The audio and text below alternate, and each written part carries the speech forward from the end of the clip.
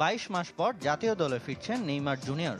Brazilian সংবাদ মাধ্যম গ্লোবোর প্রতিবেদন অনুযায়ী আসন্ন বিশ্বকাপ বাছাই ও প্রীতি ম্যাচের প্রিলিমিনারি স্কোয়াডে সেলেসাও তারকাকে রেখেছেন কোচ কার্লো আনচেলত্তি। 25 আগস্ট আনুষ্ঠানিক স্কোয়াড ঘোষণা করতে পারে সিবিএফ।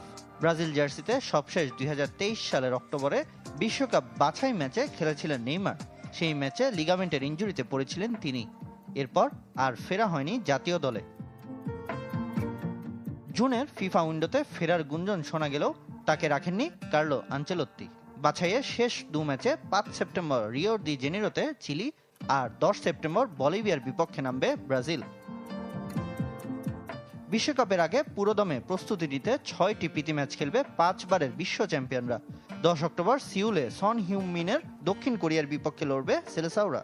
আর 14 অক্টোবর টোকিও ন্যাশনাল স্টেডিয়ামে ব্রাজিলের প্রতিপক্ষ এশিয়ান জায়ান্ট জাপান।